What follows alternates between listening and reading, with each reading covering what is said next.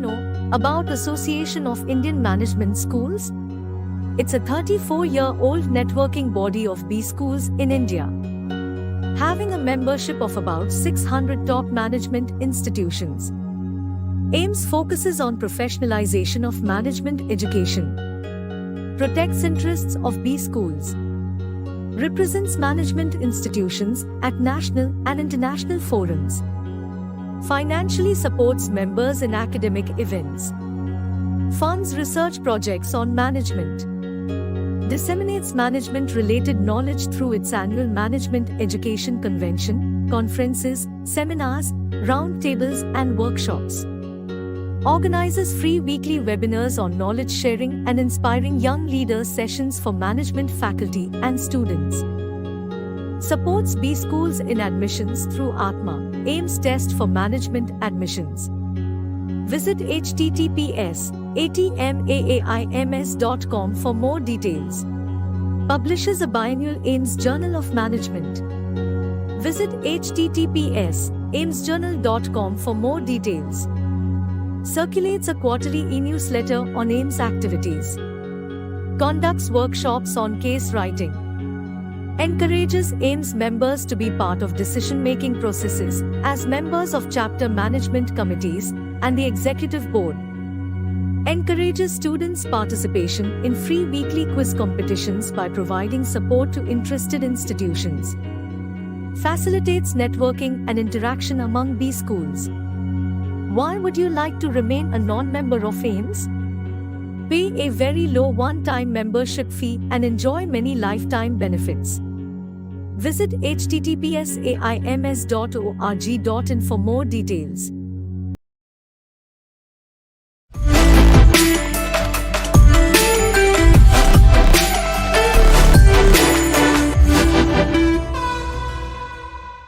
Good evening, one and all. I thoughtfully welcome all the participants and today's speaker and our special guest, our Executive Secretary, Professor Durga Prasad sir, all the academicians and all. Welcome you all for this knowledge sharing session, MBAs for social perspective or social reason, social cause. Coming to myself, Dr. A Adisesha Reddy, working as a professor and head, School of Management Studies, Lakireddy Bali College of Engineering, Mylavaram, acting as Secretary of AP Chapter AIMS. Today, AIMS is take up this concept, an interactive topic, an interesting topic with an interactive and experienced resource person. Before we talk about this event, I will share my thoughts and some views about this organization, Association of Indian Management Schools. AIMS is an independent autonomous body of, it is having a strong network, more than 700 B schools, including IIMs, ISB, XLRI, B schools and other institutions. And it is a non-profit oriented organization promoted with an intention of promoting management education to all the corners of the country and develop, implement the curriculum and other education, management related education, and spread this education to all the parts of the country. AIMS is using a flagship program, annual convention, to promote its activities and discuss the problems and issues connected to the management education in that particular platform and bring out the suggestions.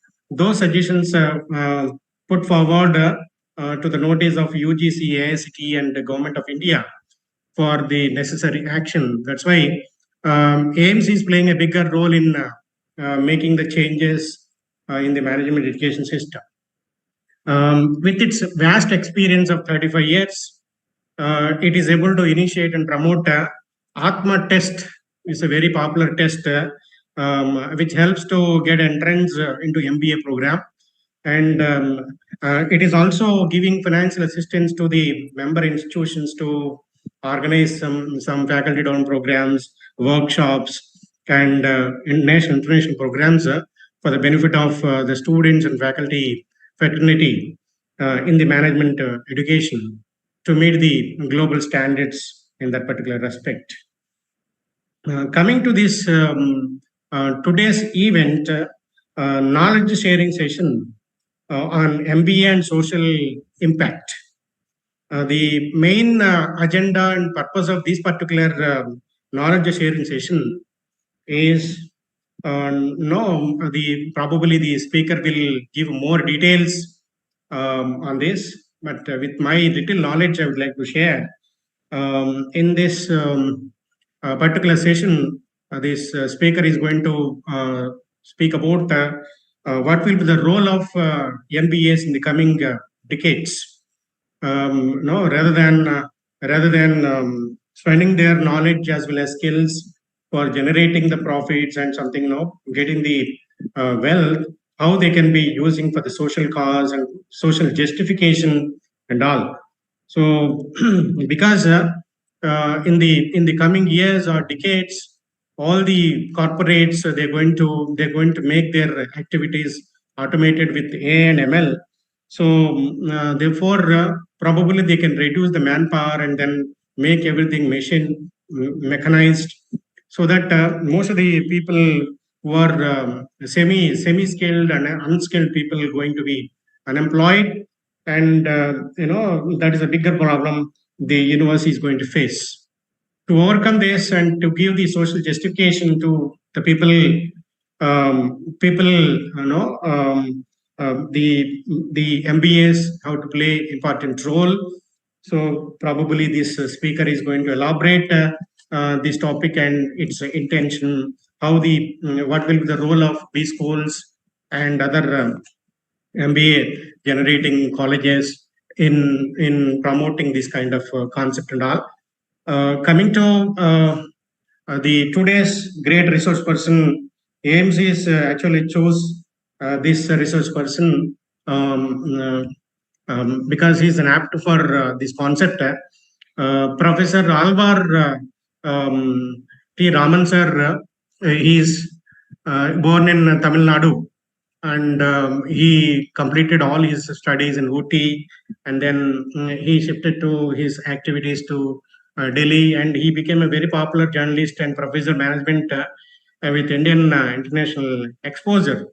And he's a former executive editor member of the Business India magazine, and he's also worked with Financial Express, Business World, Business Standards, The Hindu, Economic Times, and also he launched country's first ranking rating listed 2000 at Business India. He's also launched international accreditation advocacy and facilitating the organization standards for education advancements accreditations. He had a rich experience in different fields like education, and he had a big experience as journalist and in accreditation processes and all.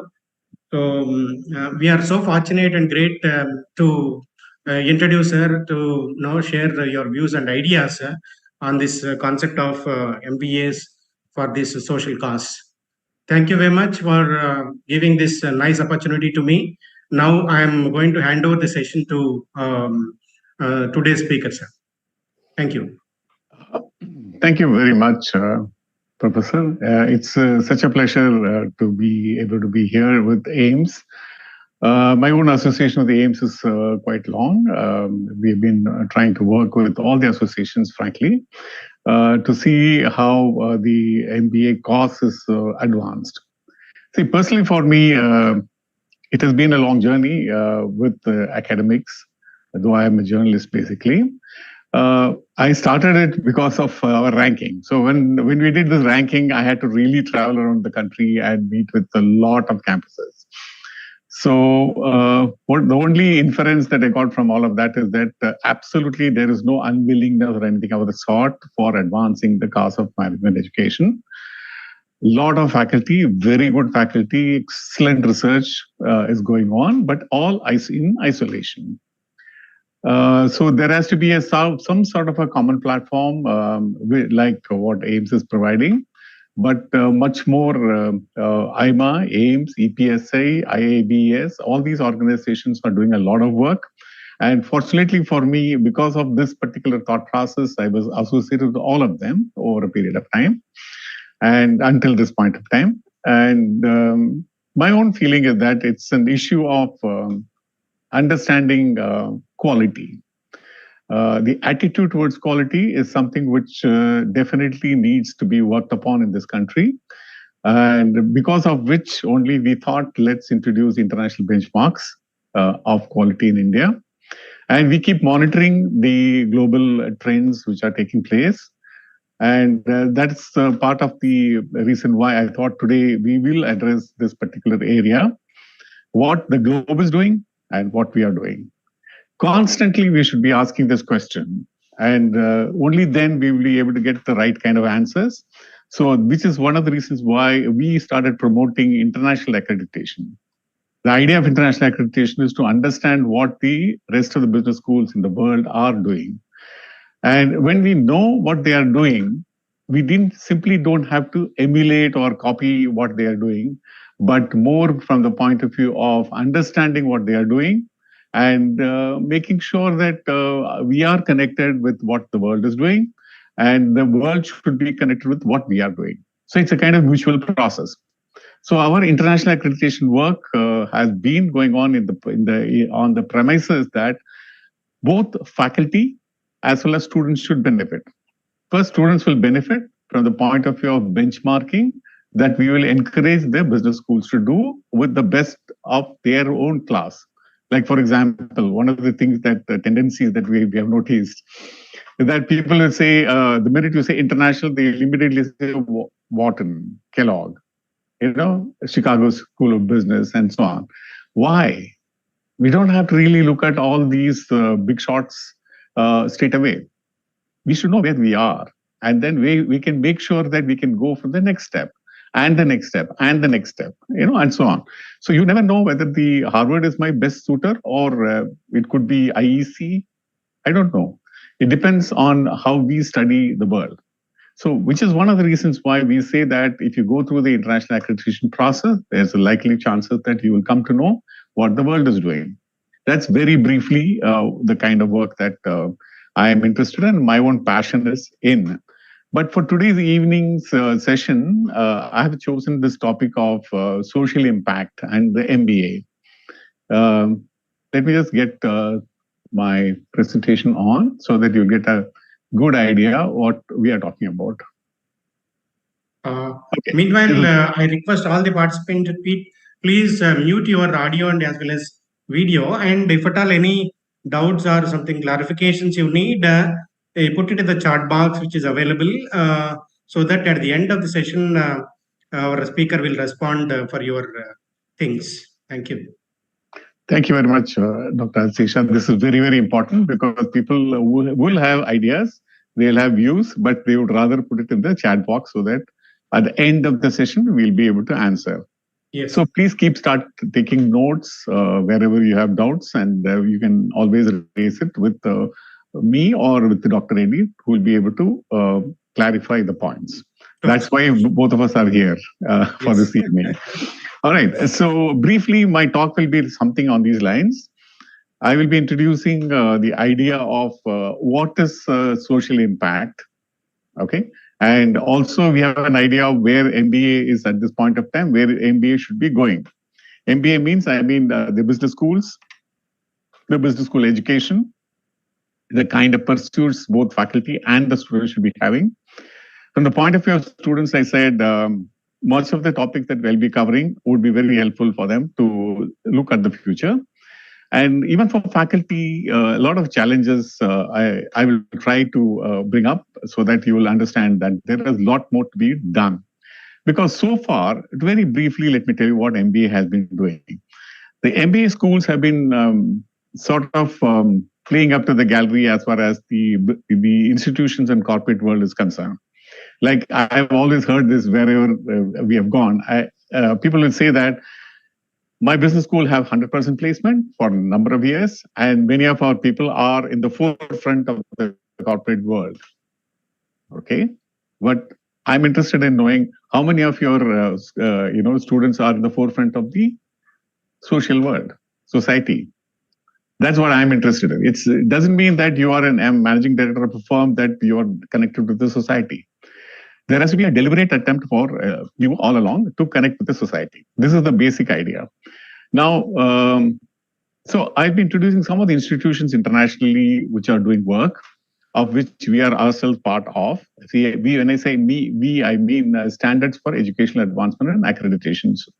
This is an organization that I lead, and we've been around for about 15 years. So that's what it is.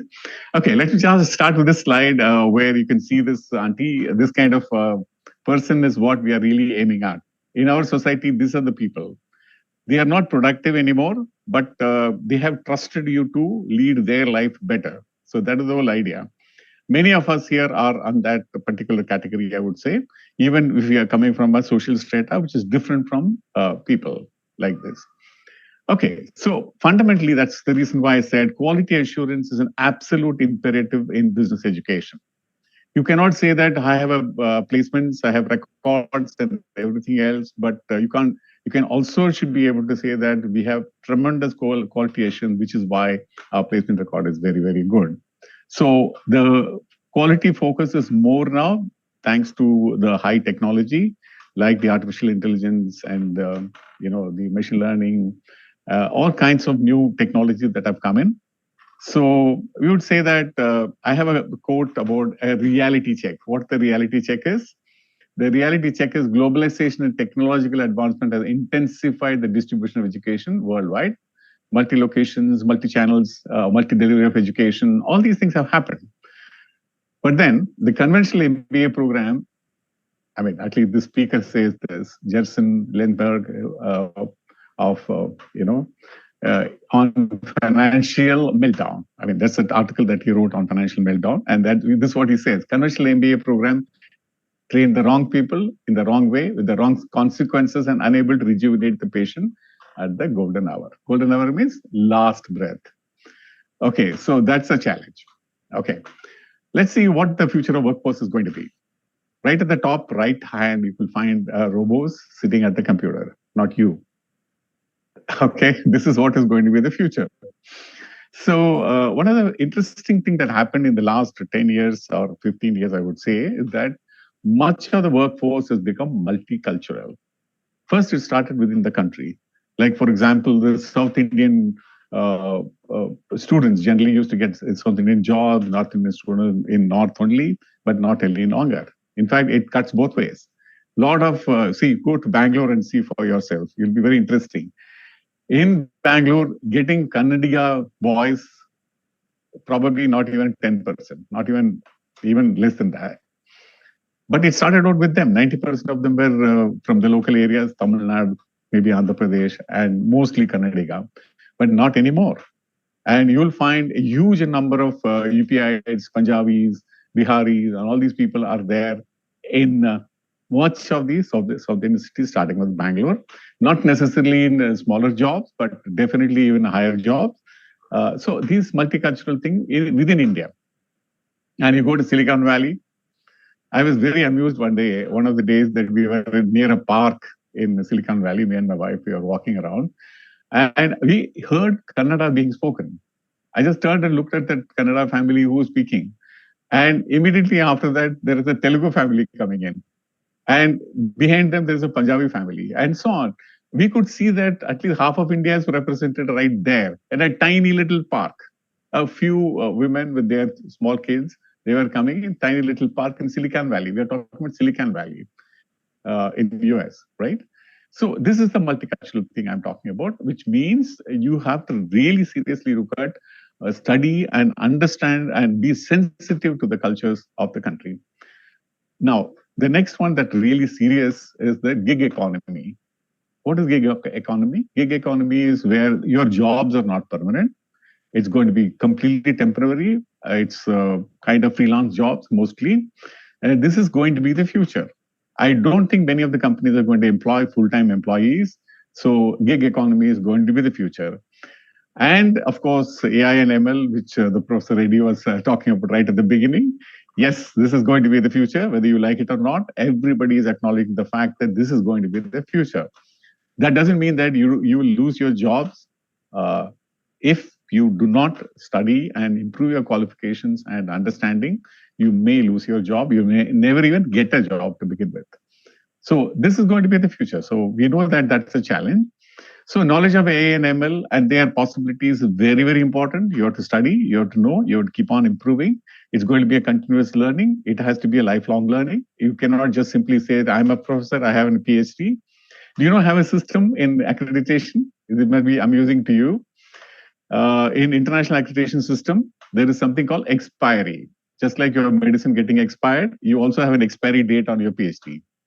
What is the expiry date on PhD? If you have done your PhD and you have not done any work in terms of research or leading a PhD student or any of those things, you've not done any papers, you're not taught any new subject, new areas in your own area of PhD, in accreditation, they'll consider your PhD having expired. They'll say that, okay, we'll give you another 2 years time or 3 years time or 5 years time. We should have proof that you've done work in your area of PhD. So this is what I'm talking about in terms of the kind of challenge that is going to be there for the B school faculty. Work from home definitely is very cultural to begin with. Work-life balance has now been replaced with work from home versus work from office. That's the kind of balance that one should have. I don't have to say many things about this because in COVID, almost every one of us work from home. And the students, of course, expect you to give them challenges which they can handle from home, not necessarily they have to come to the classroom. So this is going to be the kind of future, blended learning, as we call it, partly campus, partly home. Smaller cluster-based corporates, this is going to be the future, where many of the top corporations, like take, for example, Amazon or for that matter, Uber or Ola or all these kind of institutions, they are actually cluster-based corporates. In the sense, there is no single big headquarters where all of us go and sit. We have tiny business units which are connected to the bigger units. This is going to be the future.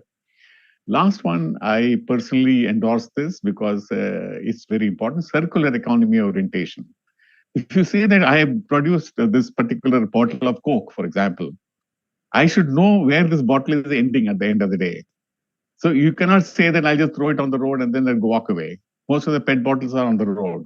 So circular economy will ensure that this is circulating. What goes one full circle and comes back in the industry. This is what the circular economy is. And the kind of titles that are coming up is really bizarre. I just collected a few for you to understand what are the kind of jobs that are going to be in future for an MBA program.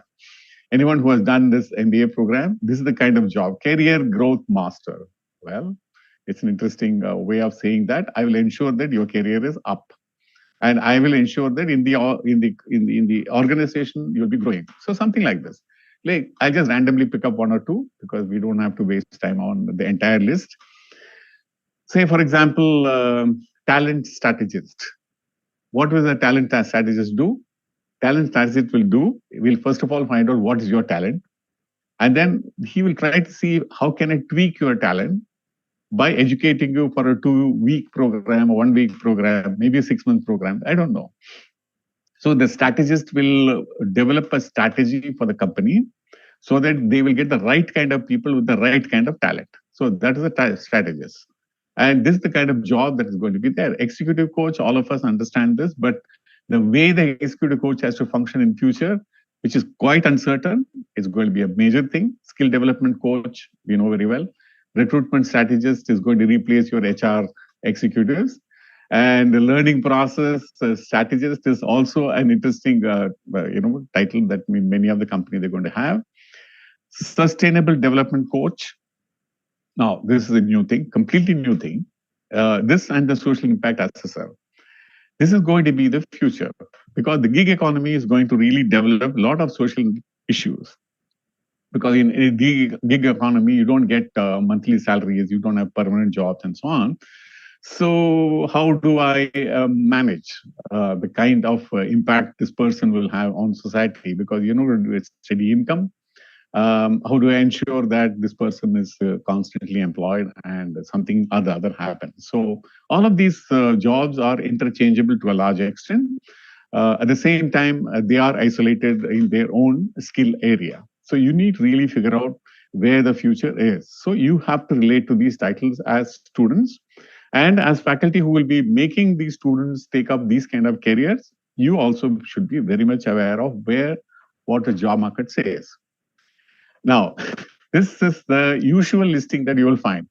Top sectors for MBA, well, banking, finance, investment banking, entrepreneurship, private equity. In fact, much of the standard MBA program will say that either you get jobs, 90% of the people will get jobs, 10% will go for entrepreneurship. That's old, that's gone. That's why the previous slide that I put. This one has nothing to do with these descriptions. When you say marketing, what is marketing? You need to really understand what marketing is today. You don't have product, you have only services, and even if services you don't have, because you don't give the service, somebody else is going to give the service. I need to manage that somebody. So that is a different skill altogether. So marketing has got a completely different dimension. Management consulting is completely different. Data analytics is very different.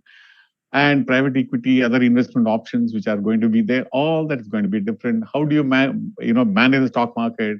How do you have it on online basis? How do you have it on your phone? A lot of things are changing. So you need to really understand where exactly the silos are heading today. So that's why this standard line, it's an interesting line that I read. I thought, let me just give it to you guys. I don't know what the future may hold, but I know who holds the future. You are the one who's holding the future. That's the reason why I'm saying this. You can't say that, I have a standard solution, career options I have this job and everything else. You have to really develop something completely new, completely fresh, completely future forward and forward looking. So that's where you are. See, this is the kind of MBA I'm talking about. You cannot be sitting in India and say that this is my corner. No way. Your jobs are not in this corner. And you also see in this picture, people right at the first, you can see that this is the gender equity we're talking about. First is a woman, right? So there's going to be a lot of gender, future. There's going to be a lot of debate on this, what kind of jobs that are going to come. And the family, the last one, the first one is the lady, and you have the other gentleman with him, and then you have the rest of them. And the last one is we are talking depicting the family. In other words, I'm talking about the society. MBA will not be away from the society. You have to lead the future, keeping in mind all the people, families, and society around you. So it's global in every sense of the term. We have already come global, completely global. Multicultural doesn't mean only home, it's multicultural worldwide. So you need to really understand we have come very far and the globe is there as our challenge. So this is where the social impact comes. You need to really understand how the society functions, what kind of societal functions that is expected for the future. Like, for example, social impact consulting could be an area for you. Corporate social impact. We all know about CSR. And yeah, all of us know about CSR. In fact, I was part of this particular work. My last conference was also in this area, social impact only. We have been doing some research to find out what is the social impact of CSR. Well, there is hardly any data. We all have data in terms of numbers of how much money has been spent by XYZ company, how much is PSU spending, how much is private sector spending, and so on. But absolutely not much of a data anywhere to say that how exactly it is impacted on society. Money just coming, but what is it doing to society? We have no idea. Like, for example, at some point of time when I was in Business India as executive editor of Business India, we initiated a study to find out. At that time, golden quadrilateral was a very big thing. So we said, okay, let's say, what is going to be the social impact of this road? Can we find out what is the social impact? We took a tiny little portion of a highway, tried to go around and search and do surveys to understand. It was very revealing, very revealing as to what the roads are going to do. Not necessarily development. In many a time, not development at all, because the development is going to somebody else. What about me? Me means I'm talking about 50 villages, 100 villages impacted by, say, 10 kilometers of road. Absolutely no idea. Nobody has any idea how to help them. So this is the kind of scenario where the MBA program has a big role.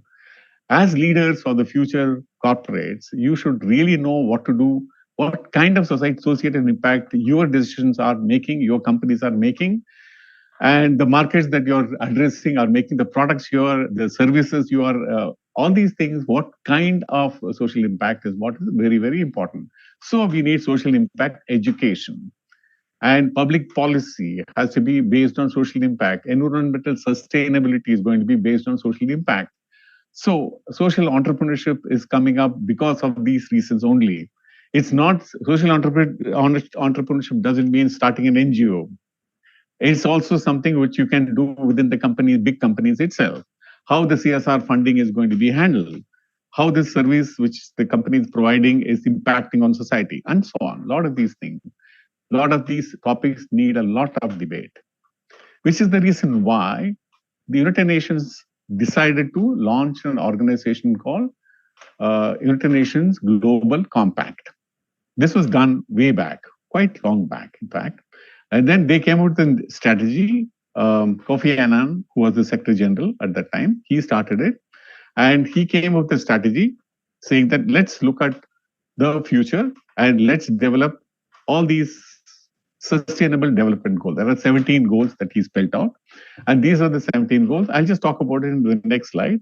I'm just showing you this for you to understand that the 79% of the large corporations in the European Union and 49% of those in the United States have got net zero target. What is net zero target? We should understand what net zero is. Whatever pollution that you are creating should be neutralized by whatever environmental impact that you're creating. In other words, the social impact we're talking about, right? So this is called net zero. Now, net zero in Indian context, recently Terry did a study. And net zero is, we are not even 6% at this point of time. Our target is 16% end of this year. Okay, this is what we are talking about in terms of what net zero is all about. Especially oil companies. Oil companies are the ones who are in the forefront of pollution, are causing the pollution. They are not directly causing it, basically indirectly they're causing it.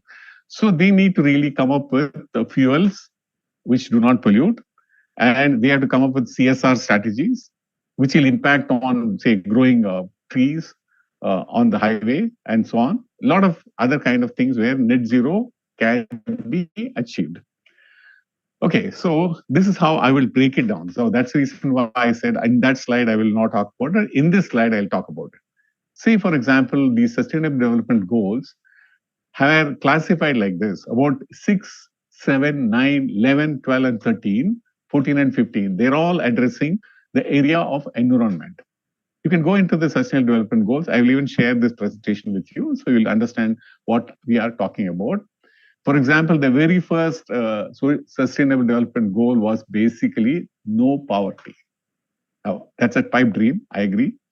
You cannot say that there won't be poverty because the scale at which the poverty is permeating today in the society.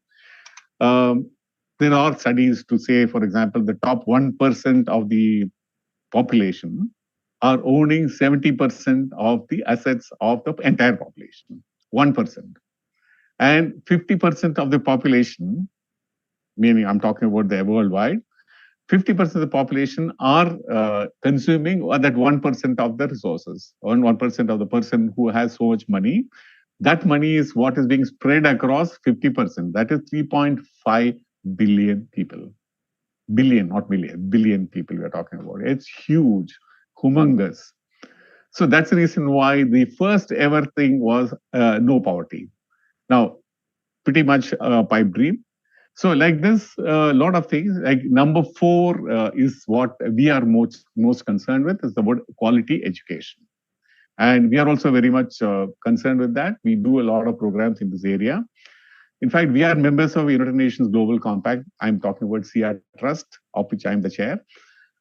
We've been with them for the last 5 years or so. And deadline is there. The biggest challenge here for business schools, faculty and student, is this. There is a huge deadline waiting for you, just 2030. 2030 is not very far. So all the 192 countries which signed on SDGs are waking up. India woke up quite some time back. I would really appreciate that. Almost 5 years back, we started publishing data as to what is the progress we have made.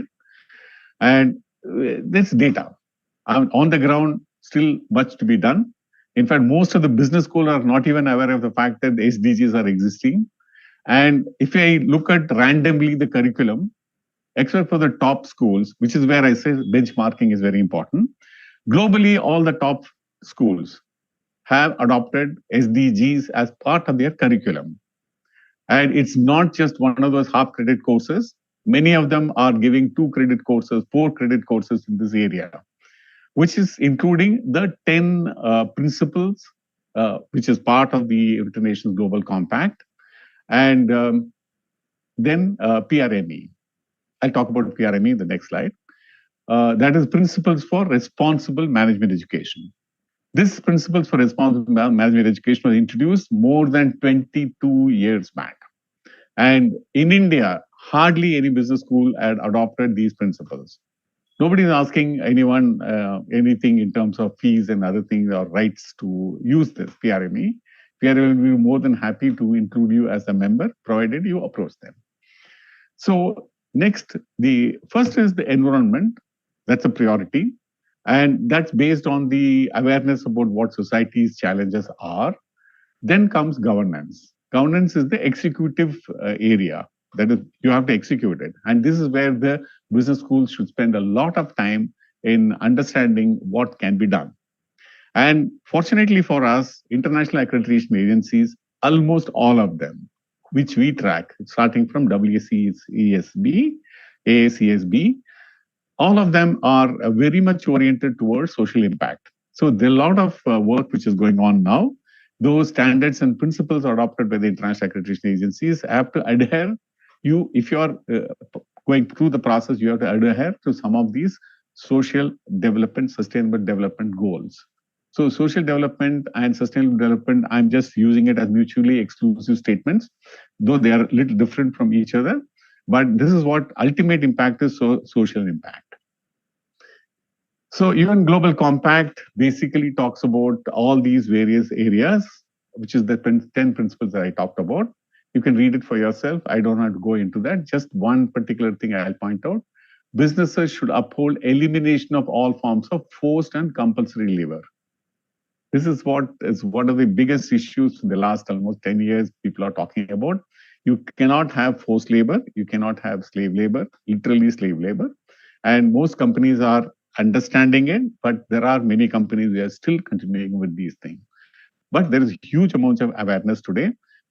You will find that you go to any random factory, you will find that outside there will be a board saying that we are not employing anyone below 18 years of age. It's a new development. Okay, so businesses should undertake initiatives to promote greater environmental responsibility. This is also another major area. Fashion industry, in fact, of all industries have understood this. Sustainable fashion is the fashion of the future. Okay, today, in fact, most of the fashion models and others, they advocate this sustainability big time. Okay, so PRME curriculum tree. This was developed as a research model I'll think about 10 years back or so, in which they talk in terms of innovation, because the 6 principles talk about these things. Purpose, PRME is Principles for Responsible Management Education, part of the United Nations Global Compact.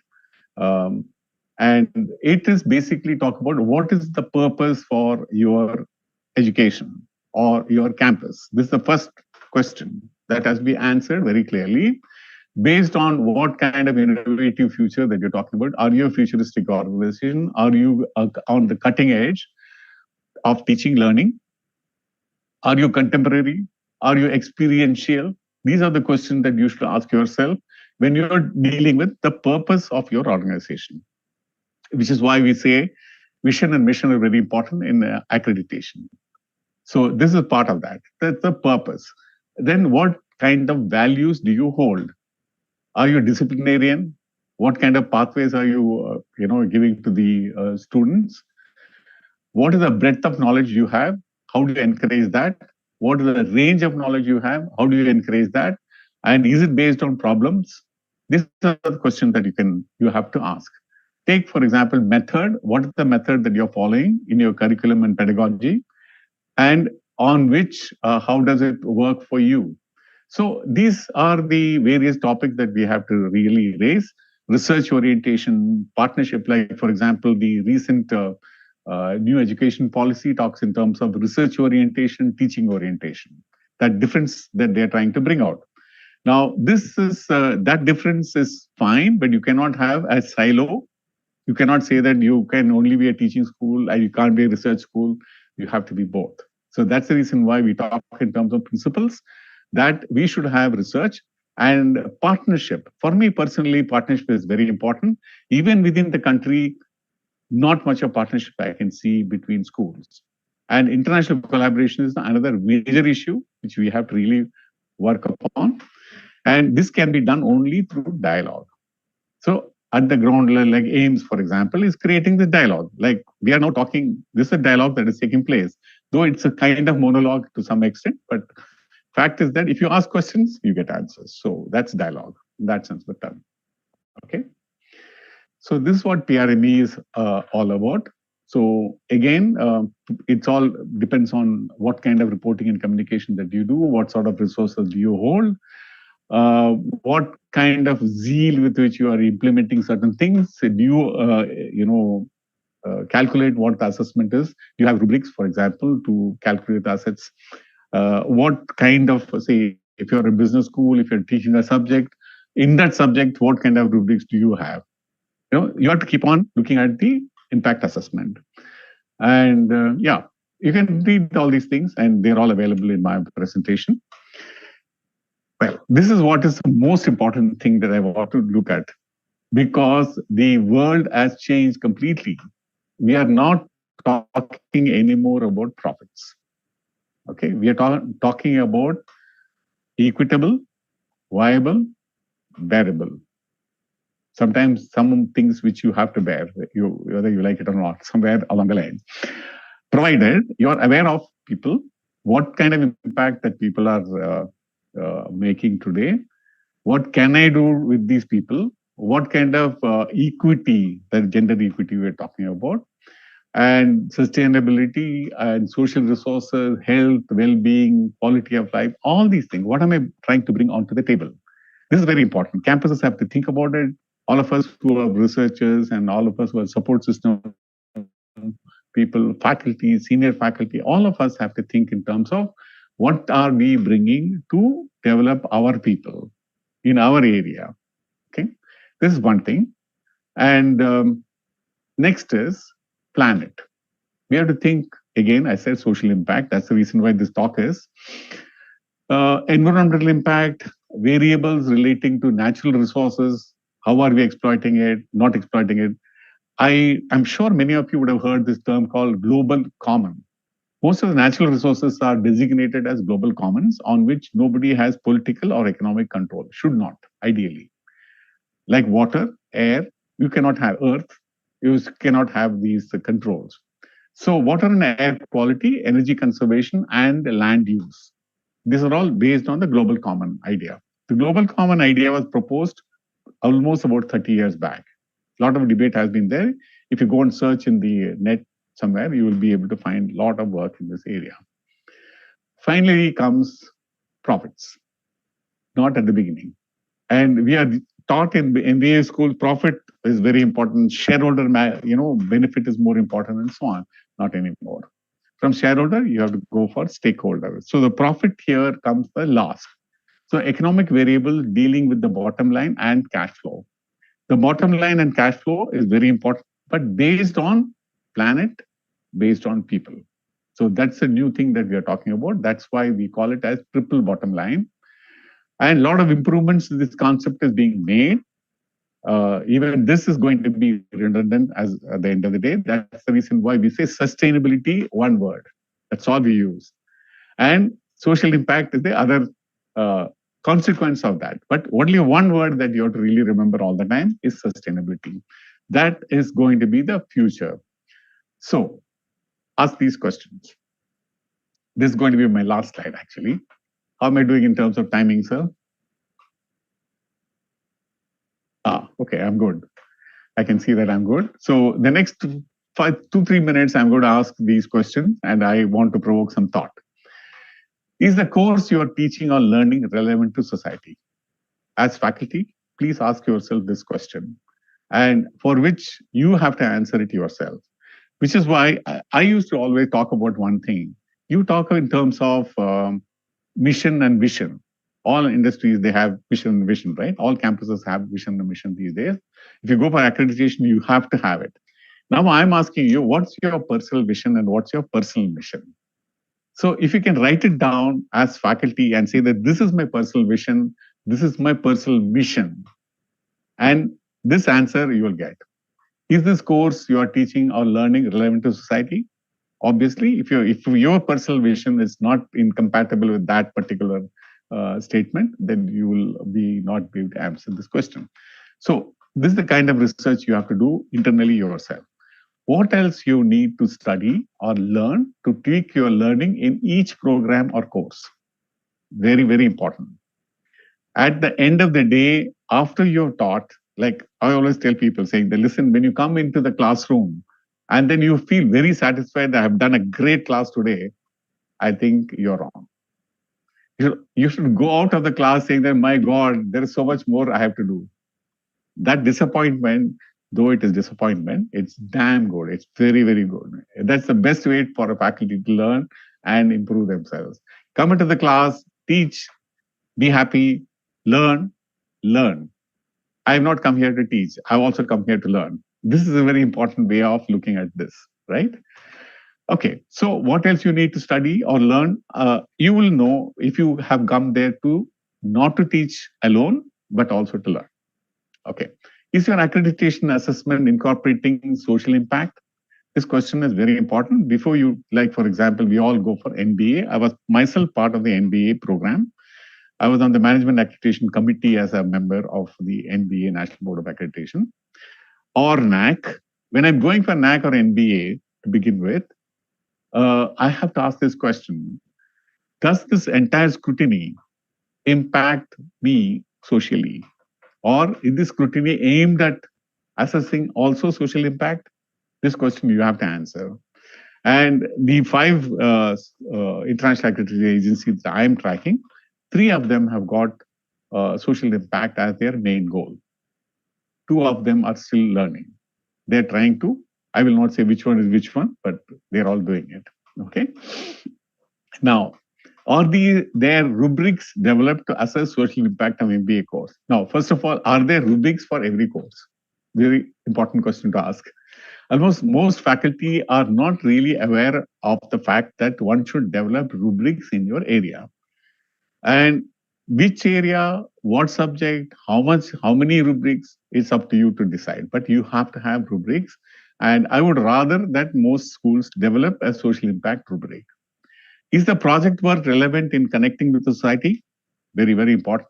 Whatever project that you give to your students, please understand that that should be relevant to society.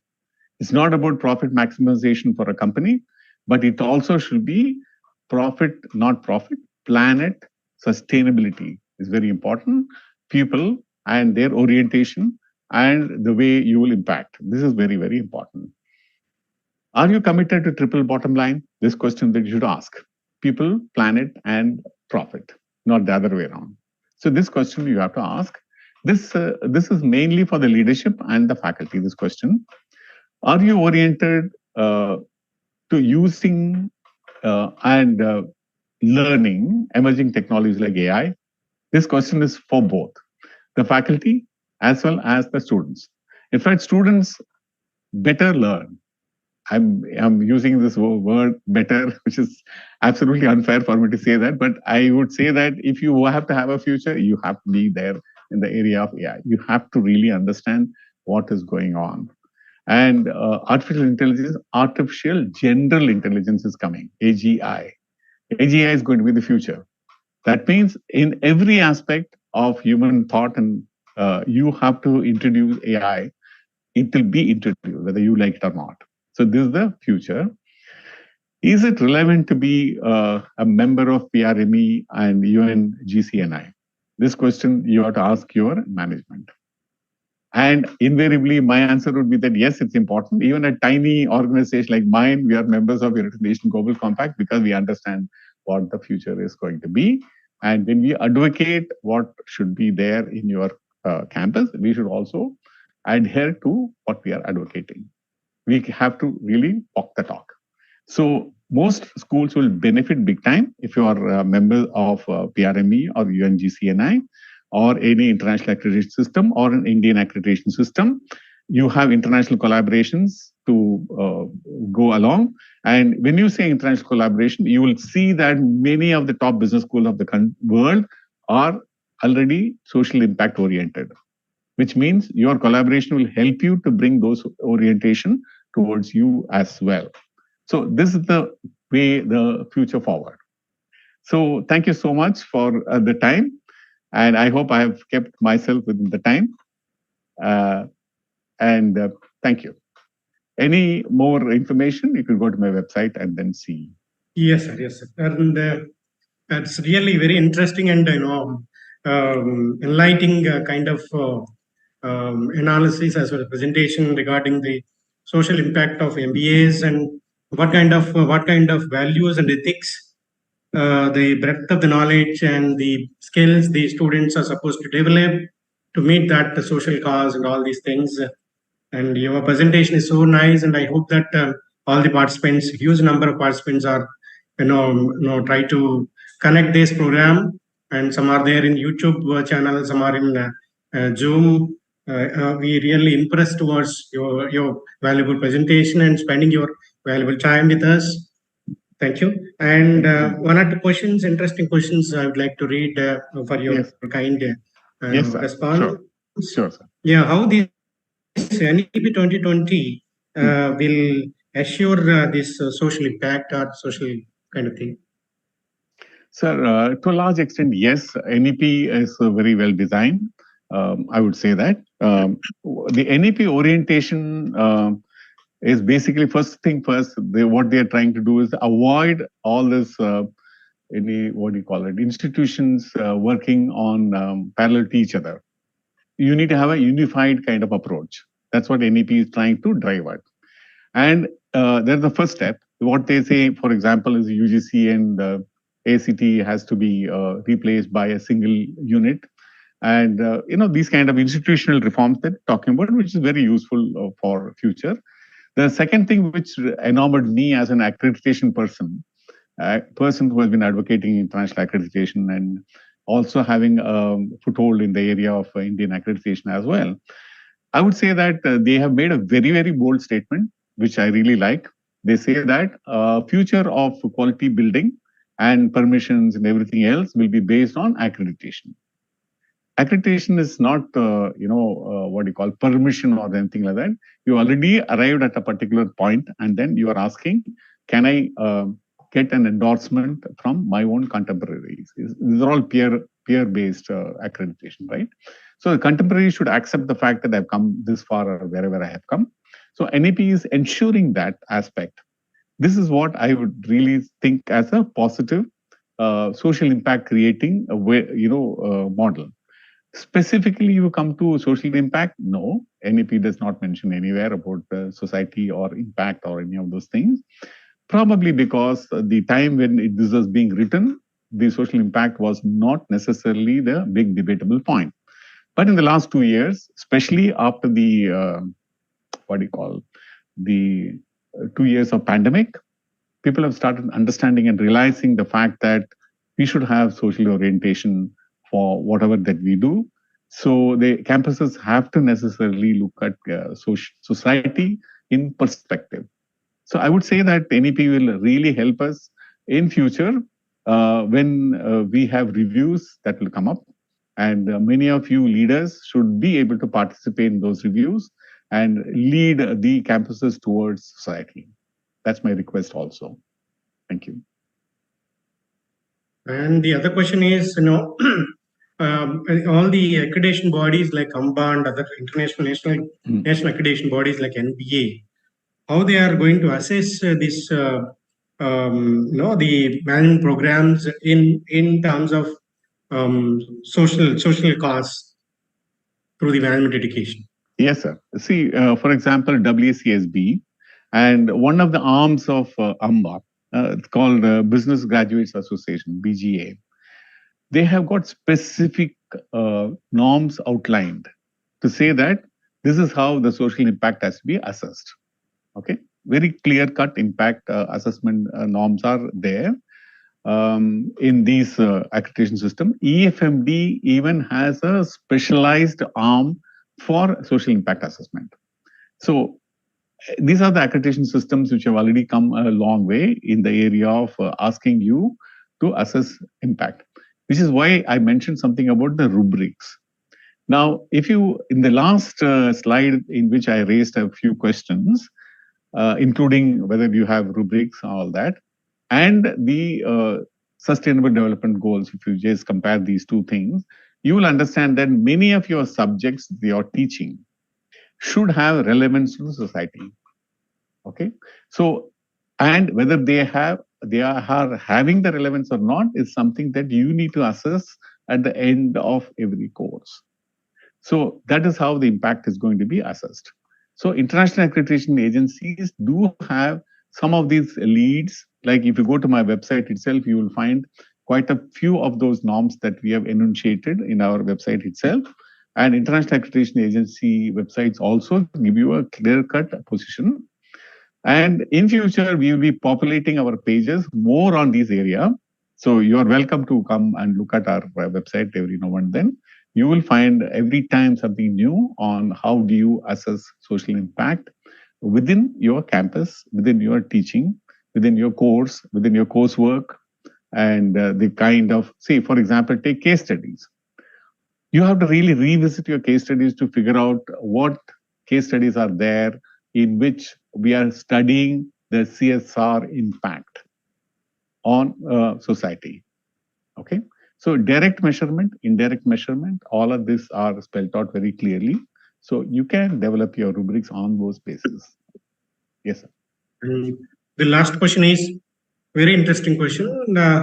You promoted and suggested some 10 principles in social impact, and yes. What will be the role of management education institutions and the faculty in promoting that? Yeah. Okay. See, let me go back here. Look at the. Okay, let's come to the. Yeah. We are talking about these 10 principles, right? Yes. Now, in these 10 principles, let's say randomly we'll pick one, anyone, okay? Say, for example, I'll pick up number 2. Businesses should make sure that they are not complicit in human rights abuses. Now, this principle is very complicated, right? On the face of it.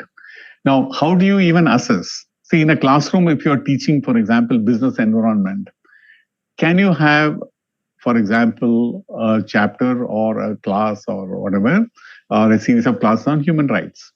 Human rights as is understood from the point of view of direct or indirect abuse of human, which is the reason why I said many of these factories today, they have a board which says below 18 we don't employ. Now, which is not true. So there are indirectly, for example, your vendors may be employing. So does the company have a policy to study what the vendors are doing? This question you have to ask. Like, for example, I think yesterday, if I'm not mistaken, yesterday there was a huge crowd of Ugandans, not even Ugandans. I'm forgetting which country. I'm sorry, I don't remember which countries come there. One of the countries, a lot of people landed up there because they say that Apple is indirectly encouraging cobalt mining and using youngsters, 5-year-olds and 7-year-olds and so on, which is bad. So are we teaching this in our classroom? This question you have to ask. So these principles make you ask these questions. Labor standards, for example, businesses, number 5 principle, businesses should uphold the collective abolition of child labor. Yeah, it's a collective action. CII should have a code. For example, FICCI should have a code together. IMA should have a code. AIMS should have a code, and so on, See, this is the kind of thing I'm talking about. Or say number 7, businesses should support precautionary approach to environmental challenges. Yes, you have to have an environmental assessment to begin with. Then only you will know where is the warning coming from. So that's the kind of principle. If you take, for example, this PRME principles, look at research, principle number 4. The core concepts have to be clear. Okay, the theory has to be very, very good. This is generally about any research. The strength should be there. The research orientation should be very strong. And it should be dependable for quoting and all that stuff in the future. And it should be based on issues. Take the last line, issues centered. What are the issues today? I said only one word, sustainability. That's all. That's the issue. Are we sustainable? And for this one simple question you have to ask in the classroom, we've been around as humanity. We have recorded history of humanity for more than 5,000 years. We lived barely without electricity, without any kind of major transportation. We didn't have aeroplanes. We didn't have nothing. We had only the last 200 years. And we say that, yes, we have great progress humanity has made only in the last 200 years. Now, are we clever? Are those guys who did not develop all these things in the last 2,000 years or 5,000 years are clever? This question you have to ask and debate. Why? Why would I have asked this question? It's because in the last 200 years only, we destroyed the earth, which was preserved for over 5,000 years. In the last 200 years only, we populated ourselves so much and we moved away from rivers. We started using water indiscriminately and we have drained out all our lakes and everything. So we have to ask the question, are we progressing? Is this progress? This is the kind of question that one should ask. So that's where these principles play a very important role, not simply as a statement of purpose, but as a tool to provoke thought. If your thought is provoked, then a lot of things can happen. That's the reason why we talk in terms of please adopt those principles, try to bring them to the classroom, discuss this, and when you are doing a coursework, see if any of these principles are met and does it enhance the quality of your work? This is the question. Yes, sir. Yeah. So, rest of the things in the chat box, only the appreciations. Okay. Yeah. Yeah. Okay. Yeah. Almost all the participants are feeling more happy, and they are really asking your contact number also. So I request all the people who are on the line, you please communicate to the AIM so that they'll provide the details of SAR. And anyway, it's very interesting and impressive kind of analysis and presentation. We are very much thankful to Raman sir for your valuable kind of PPT presentation. We really deserve this kind of presentation, sir. Thank you so much. Thank you so much. In this context, we would like to thank all the executive board members of AIMS and the president of AIMS, Sudhir Sharma sir, and the past president, Professor Nandagopal sir, and the special interesting Durgapasa sir joined. We are also thanking to him and all the technical people who are in the line to conduct this program very successfully. And once again, we all thank for all the participants and the resource person. Thank you. Thank you very much. Thank you so much, sir. It was a pleasure working with you, sir. Thank you so much. Thank you. Thanks to all of you. Thank you.